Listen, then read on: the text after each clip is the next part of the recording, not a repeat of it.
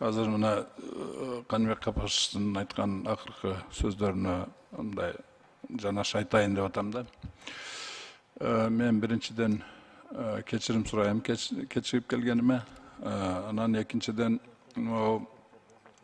майда чүйда жыйынтыгы жок, баш аягы жок сөздөр болгондо мээң чарчап калат да.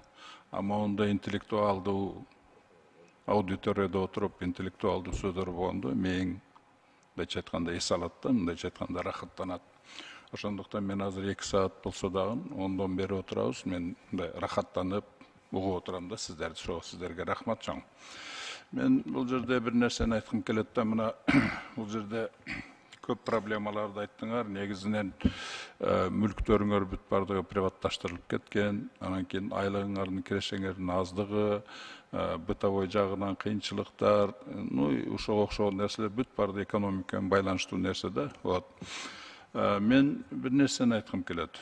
Бир караганда жазуучулар, маданият, вообще социальный сфера экономикага эч кандай тиешеси жоктой сезилет да.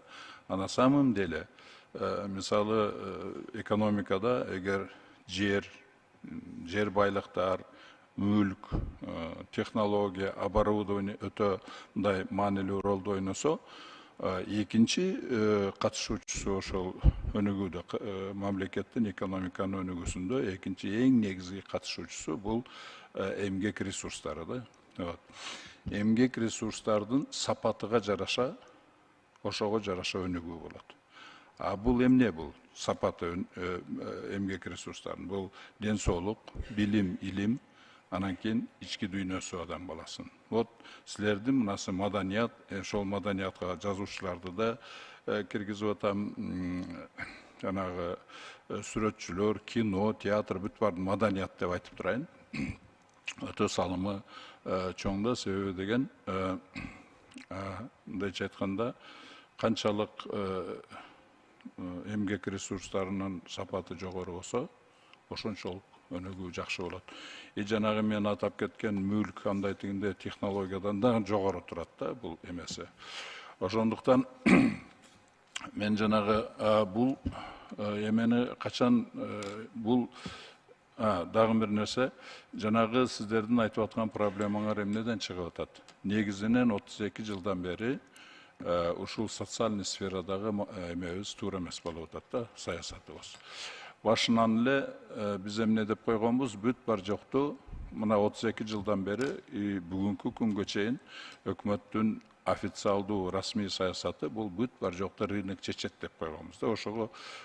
Ошонун ичинде социалдык сферанын бүт бардыгы рынок чечет деп туруп, мына ушул акыбалга келип отурабыз. Образованиябыз, илимибиз, здравоохранение жана маданияттын эмеси ушул акыбалга келип, мындайча айтканда ушул плачевный состоянияга келип отурганыбыздын себеби туура эмес маданият, туура эмес саясатын жүргүзүү. Именно социальный сферада рынок эчтекени чечпейт.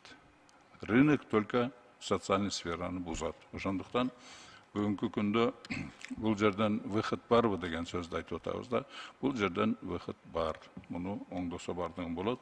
Анын үчүн эмне кылыш керек? Биринчиден мамлекет өз колуна алыш керек да бүт бардыгы эмени. Себеби деген рынок эмнени чечет? Рыноктун инструменти кыска мөөнөттөгү проблемаларды жакшы чечет.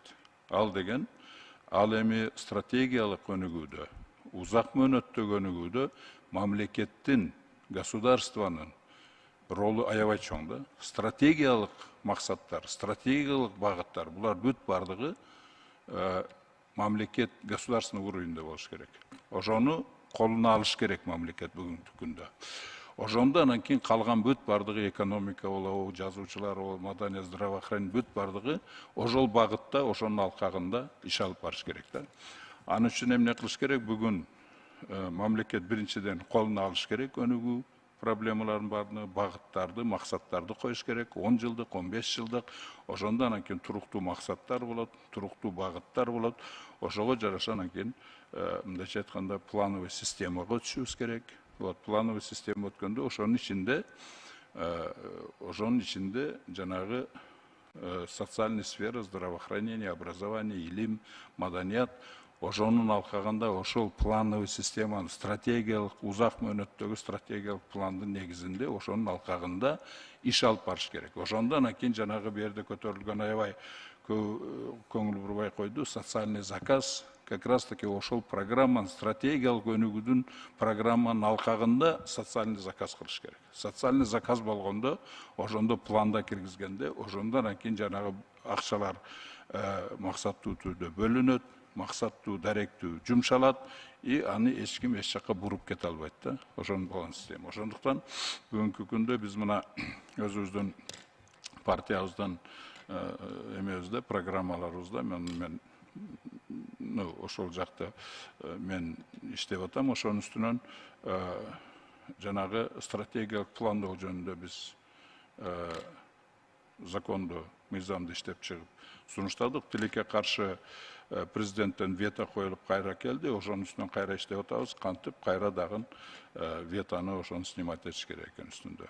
Анан ошол жагын мен айткым келет да, мына эмеде Каныбек Капашев ошонун ичинде жакшы айтып кетти. Стратегиялык жанагы иштер ошондой кыла турган болсок, мен ойлойм бардыгы жакшы болот. Ошонун үстүндө биз иштеп атабыз.